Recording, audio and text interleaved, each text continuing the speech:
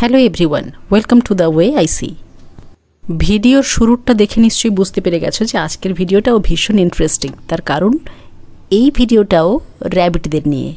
যাদের বাড়িতে পেট র্যাবিট আছে তারা অনেক সময় চিন্তায় পড়ে যায় যে হঠাৎ ভালো থাকতে থাকতে, খেলতে খেলতে বা বিশ্রাম নিতে নিতে এরা হঠাৎ করেই একে অপরকে তাড়া কেন করতে থাকে। তার মানে কি এরা হিংস্র বা এরা একে অপরের ক্ষতি করতে চায়? না, এটা কিন্তু একেবারেই নয়। আসলে এদের শরীরের মধ্যে যে হরমোনাল ফ্রাস্ট্রেশনটা তৈরি হয় তার কারণে অনেক সময় মেল র্যাবিট ফিমেল র্যাবিটকে তাড়া করে নিয়ে যেতে পারে। আবার অনেক সময় দেখা যায় ফিমেল র্যাবিটও মেল র্যাবিটের দিকেও তেড়ে আসতে পারে। যে বাকিদের তাড়া করে সে নিজের কর্তৃত্ব প্রমাণ করার চেষ্টা করে। আবার অনেক সময় নিজেদের এলাকা চিহ্নিত করতে বা খাবার দিলে তার মধ্যে বেশিরভাগ অংশটা নিজের অধিকারে আছে সেটা বোঝানোর জন্য কোনো কোনো সময় এক একটা খরগোশ বাকিদেরকে তাড়া করে। যেমন এখানে সাদাটা করছে, দেখো, মানে সাদাটা সবসময় সবার ওপরে নিজের কর্তৃত্ব ফলানোর চেষ্টা করছে যাতে বাকিরা তার সিদ্ধান্তটাকেই মেনে নেয়।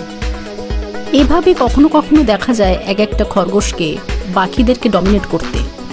বাড়ির পেট র্যাবিটরা সাধারণত মালিকের অ্যাটেনশনটাকে পাওয়ার জন্য অনেক সময় বাকিদেরকে তাড়িয়ে দূরে পাঠিয়ে দেয় আর নিজে ঠিক তার ওনারের গা ঘেঁষে বসার চেষ্টা করে যাতে একটু বেশি আদর পায়, যত্ন পায়, অ্যাটেনশন পায়। এরাও মানুষের মতো ভীষণই ভালোভাবেই জানে যে অন্যের অ্যাটেনশন কিভাবে নিজের দিকে টানতে হয়। বড়দের দৌড়ঝাঁপ দেখে বাচ্চাটা একেবারে কর্নারে গিয়ে চুপ করে বসে আছে।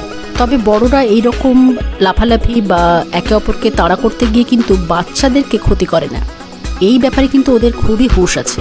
আবার অনেক সময় লক্ষ্য করবে খুব খুশি থাকলে বা ভীষণ রিল্যাক্সড থাকলে তখন এরা আবার এইরকম লাফালাফি করে বেড়ায়। সাধারণত ওদেরকে খাবার দেওয়ার পর এইরকম দৃশ্য বেশি দেখা যায়।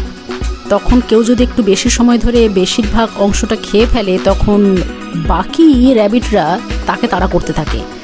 আবার কখনো কখনো উল্টোটাও দেখা যায়, যে নিজেকে হিটলার বলে মনে করে সে বাকিদেরকে বাধ্য করে যাতে সবাই তার কাছে নিজেদেরকে সারেন্ডার করে।